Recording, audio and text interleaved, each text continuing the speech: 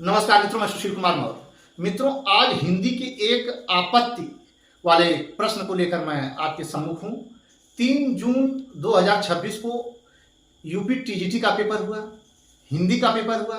हिंदी का प्रश्न सरल आया, यह मैं भी मानता हूं, लेकिन उस सरल प्रश्नों में भी बहुत से लोगों की गलतियां हुई हैं।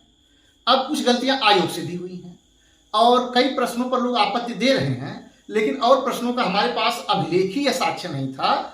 लेकिन इस प्रश्न का हमारे पास अभिलेखीय साक्ष्य है।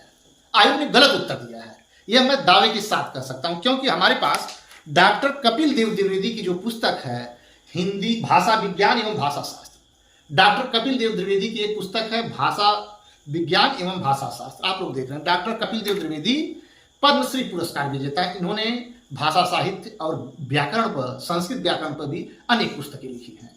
अब देखिए, अभी मैं डॉक्टर द्विवेदी पर आता हूं, लेकिन उसके पहले मैं प्रश्न को बता देता हूं कि क्या आयोग ने गलती की है।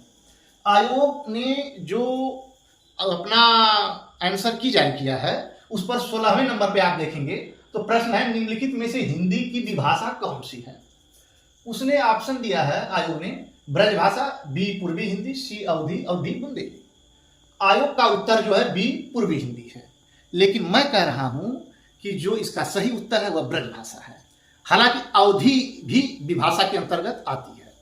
अब ऐसा मैं क्यों कह रहा हूं, क्योंकि आपको विभाषा समझने के लिए बोली, विभाषा और भाषा समझना पड़ेगा। इसका मैं संक्षिप्त सार मैं आपको बता दूं।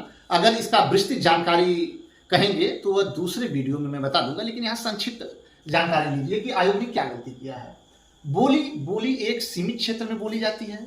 बोली का कोई बहुत बड़ा जो है साहित्य नहीं होता है, वह बोली हो गई जो कि कुछ दूरी पर बदलती भी रहती है।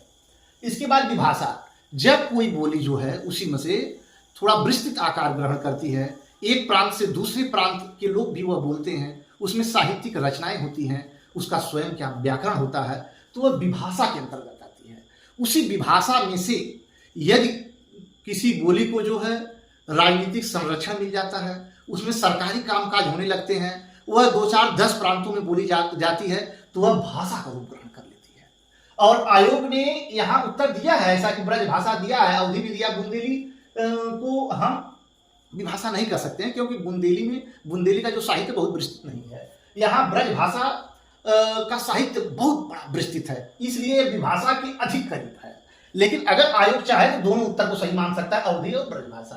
पूर्वी हिंदी किसी भी मामले में नहीं होगी। इसलिए नहीं होगी कि जो पूर्वी हिंदी है वह जो है ये बोलियों का वर्गीकरण करने के लिए है। जैसे सभी बोलियों को, हिंदी भाषा के सभी बोलियों को 5 भागों में बांटा गया है: पश्चिमी हिंदी, पूर्वी हिंदी, पहाड़ी हिंदी, राजस्थानी हिंदी और बिहारी हिंदी। इस प्रकार 5 भागों में बांटा गया है। तो यह पूर्वी हिंदी जो वर्गीकरण का आधार है, इसमें 3 बोलियां आती हैं, अवधी, बघेली और छत्तीसगढ़ी।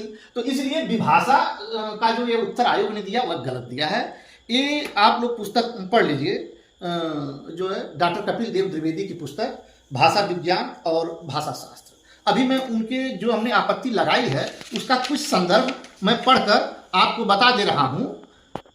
देखिए, डॉक्टर कपिल देव द्विवेदी की जो पुस्तक है उसमें उन्होंने पृष्ठ संख्या 36 पर, पृष्ठ संख्या 36, 37, 38, 39 पर विभाषा के संबंध में स्पष्ट रूप से कहा गया है। अब उसमें उनकी 2 लाइनें मैं पढ़ना चाहता हूं, तो उसी से बात स्पष्ट हो जाएगी।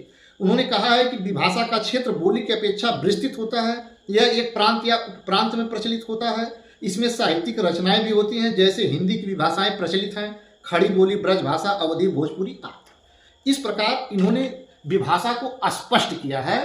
तो इस प्रकार यह स्पष्ट हो गया कि आयोग ने यहाँ गलती की है। जो पूर्वी हिंदी उनका उत्तर यह गलत है, ब्रज भाषा होगा इसका सही उत्तर। अगर आयोग चाहे तो अवधि को भी मान सकता है, क्योंकि अवधि भी विभाषा के अंतर्गत आती है। इस पर मित्रों आप क्या सोचते हैं, जरूर बताइएगा कि जो हमने तर्क दिया वह तर्क कहाँ तक सही है और कहाँ तक गलत है। इस पर जरूर मंथन करिएगा, क्योंकि मैंने तर्क जो है प्रमाण के साथ दिया है। नमस्कार।